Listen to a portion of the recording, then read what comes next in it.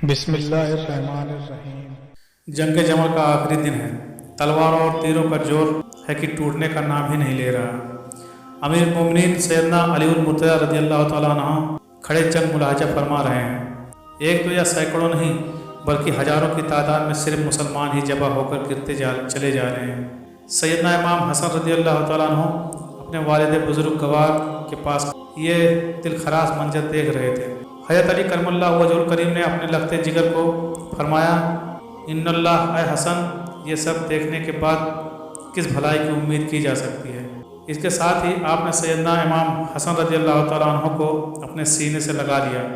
دونوں باپ بیٹے پر اس وقت کیا کیفیت طاری تھی، یہ اللہ رب العالمین ہی بہتر جانتا ہے۔ اس کے بعد امیر المومنین نے حضرت طلحہ و زبیر رضی اللہ تعالیٰ عنہ کو اپنے پاس گفتگو کے لیے بلا لیا۔ کچھ ہی دیر میں دونوں حضرات آپ کے سامنے کھڑے تھے۔ آپ نے دونوں سے فرمایا، میں دیکھتا ہوں کہ تم لوگوں نے سواروں، پیادوں اور فوجوں کو جمع کر لیا ہے، لیکن کیا تم لوگوں نے قیامت کے دن کے لیے بھی کوئی عذر تیار کر رکھا ہے؟ یعنی قیامت کے روز اس قتل عام کا حساب کیسے دیں گے؟ پھر فرمایا، اللہ سے ڈرو اور اس عورت کی طرح نہ ہو جاؤ جس نے اپنے سود کو مضبوط کاٹنے کے بعد خود ہی اسے توڑ ڈالا۔ تم دونوں میرے خون کو حرام قرار دیتے ہو اور میں بھی تم دونوں کا خون حرام قرار دیتا ہوں۔ کیا میں تم دونوں کے خون کے بارے میں حاکم نہیں، یا کوئی رسول اللہ صلی اللہ علیہ وسلم کا فرمان ہے تم لوگوں کے پاس جس نے میرا خون تمہارے لیے حلال کر دیا ہے؟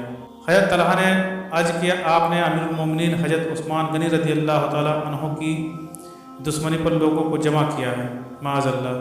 فرمایا، جس نے بھی ایسا کیا ہے وہ ضرور بالضرور اللہ رب العالمین کی گرفت میں آئے گا، اور بے شک قاتلین عثمان پر اللہ تعالیٰ کی لعنت ہے۔ اس کے بعد آپ نے حضرت طلحہ کو مخاطب کرتے ہوئے فرمایا، کیا آپ رسول اللہ صلی اللہ علیہ وسلم کی زوجہ ام المومنین حضرت عائشہ رضی اللہ تعالیٰ عنہ کو لڑنے کے لیے لے آئے ہیں اور اپنی بیوی کو گھر میں چھوڑ آئے ہیں؟ کیا آپ نے میری بیعت نہیں کی؟ حضرت طلحہ نے عرض کیا، میں نے آپ کی بیعت کی ہے، لیکن اس حالت میں کہ تلوار میری گردن پر لٹک رہی تھی، اور یہ زبردستی کی بیعت تھی۔ اس کے بعد حضرت علی کرم اللہ وجہ الکریم نے حضرت زبیر کو مخاطب کرتے ہوئے فرمایا، آپ کو کس نے گھر سے نکلنے پر مجبور کیا تھا؟ انہوں نے کہا، آپ نے۔ فرمایا، میں بھی آپ لوگوں کی وجہ سے ہی یہاں تک پہنچا ہوں۔ مختصراً یہ کہ کچھ دیر کی گفتگو کے بعد آپ دونوں حضرات واپس لوٹ گئے، اور ایک روایت کے مطابق حضرت زبیر رضی اللہ تعالیٰ عنہ سیدہ ام المومنین حضرت عائشہ کے پاس حاضر ہوئے اور عرض کیا، میں نے حضرت علی کے ساتھ جنگ نہ کرنے کی قسم کھائی ہے۔ آپ کے بیٹے حضرت عبداللہ ابن زبیر بھی وہیں موجود تھے۔ کہنے لگے، آپ لوگوں کو یہاں تک لے آئے ہیں، اب جب کہ وہ جنگ میں کود چکے ہیں تو آپ لوگوں کو اس حالت میں چھوڑ کر واپس جا رہے ہیں۔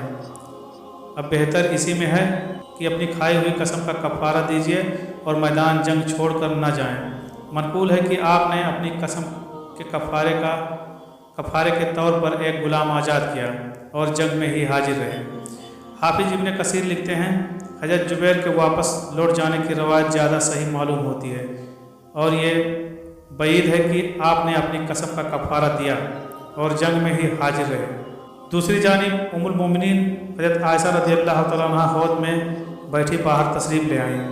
باہر آ کر آپ نے حضرت عثمان غنی رضی اللہ تعالیٰ عنہ کے قاتلین کے لیے بددعا فرمائی، اور آپ کے ساتھ آپ کے حوض کو گھیرے ہوئے جانثار نے بھی کیف انداز میں دعا میں شرکت کی۔ اس جذباتی کیفیت میں لوگوں کی چیخوں کی آوازیں بلند ہونے لگیں۔ جنگ میں اس قدر شدت کے باوجود حضرت علی رضی اللہ تعالیٰ عنہ نے ان کی چیخیں سنی اور دریافت فرمایا، یہ کیا ہو رہا ہے؟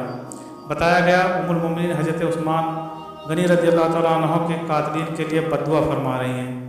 حضرت علی نے فرمایا، یا اللہ، قاتلین عثمان پر لعنت فرما۔ حضرت عائشہ جس فوج پر سوار تھیں اس کے اونٹ کی مہار تھامے درجنوں افراد تیر و تلواروں کا شکار ہو چکے تھے۔ بعضوں نے یہ تعداد 40 بھی لکھی ہے۔ اسی دوران ان ایک شخص لڑتے ہوئے اونٹ تک جا پہنچا اور اس نے اونٹ کی کونچیں کاٹ ڈالی، جس کی وجہ سے اونٹ کھڑا نہ رہ سکا، اور ام المومنین حضرت عائشہ حوض سمیت زمین پر آ گئیں۔ کچھ روایت میں یہ بھی ملتا ہے کہ کچھ روایت میں یہ بھی ملتا ہے کہ امیر المومنین حضرت علی رضی اللہ تعالیٰ عنہ نے حکم فرمایا کہ حوض کو نشانہ نہ بنایا جائے بلکہ اونٹ کی کونچیں کاٹی جائیں تاکہ مطلوب مقصد حاصل کیا جا سکے۔ ام المومنین حضرت عائشہ کا اونٹ جب زمین پر گرا تو آپ کے ارد گرد لوگ بھی ہمت ہار گئے اور شکست سے دوچار ہوئے۔ حضرت علی رضی اللہ تعالیٰ عنہ نے فوراً اعلان کروا دیا کہ کسی زخمی کو قتل نہیں کیا جائے گا، بھاگنے والوں کا پیچھا نہیں کیا جائے گا اور نہ ہی گھروں میں داخل ہوا جائے گا۔ پھر آپ کے حکم سے حضرت عائشہ رضی اللہ تعالیٰ عنہ کے حوض کو اٹھایا گیا اور آپ ام المومنین کے پاس تشریف لائے اور سلام عرض کرنے کے بعد خیریت دریافت فرمائی۔ اے ماں، آپ کیسی ہیں؟ حضرت عائشہ نے جواب دیا، میں ٹھیک ہوں۔ حضرت علی رضی اللہ تعالیٰ عنہ نے فرمایا، اللہ عز و جل آپ سے درگزر فرمائے۔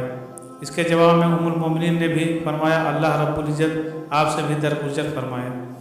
بعد ازاں جب سردار قریش اور رسوائے شہر حضرت عائشہ رضی اللہ تعالیٰ عنہ کی خدمت میں حاضر ہوئے تو آپ نے ان سے فرمایا، مجھے یہ منظور تھا کہ میں آج کے واقعے سے 20 سال پہلے ہی مر جاتی اور میں یہ جنگ نہ دیکھ پاتی۔ تاریخ ابن خلدون میں ہے کہ یہی بات جب لوٹ کر حضرت علی رضی اللہ تعالیٰ عنہ کو بتائی تو آپ نے بھی یہی ارشاد فرمایا تھا۔ دوستو، جنگ جمل میں کامیابی سے اگرچہ حضرت علی رضی اللہ تعالیٰ عنہ کے قد و کمان میں اضافہ ہوا تھا، مگر شام سمیت کئی بڑے صوبے ابھی تک مکمل آپ کے کنٹرول میں نہیں تھے۔ یہی وجہ ہے کہ جنگ جمل کے بعد ملک شام سے ایک اور بڑی جنگ کے آغاز کی خبریں آنے لگیں، جسے تاریخ میں جنگ صفین کے نام سے یاد کیا جاتا ہے۔ جنگ جمل میں ہلاکتوں کی اصل تعداد کے بارے میں اختلاف پایا جاتا ہے۔ بعض روایتوں کے مطابق یہ تعداد 3000 تھی، جبکہ بعض نے کہا ہے یہ تعداد 10,000 یا 21,000 یا 25,000 تھی، واللہ عالم۔ جنگ کا اہتمام ہوا تو ام المومنین حضرت عائشہ رضی اللہ تعالیٰ عنہ کو عزت و احترام کے ساتھ آپ کے بھائی محمد بن ابی بکر کے ہمراہ بصرہ روانہ کر دیا گیا۔ منقول ہے اس واقعے کے بعد ام المومنین حضرت عائشہ رضی اللہ تعالیٰ عنہ کو جب بھی یہ واقعہ یاد آتا تو آپ کی آنکھیں آنسوؤں سے تر ہو جاتی۔ اللہ رب العزت تمام صحابہ کرام کو اپنی خاص رحمتوں کی میں جگہ عطا فرمائے۔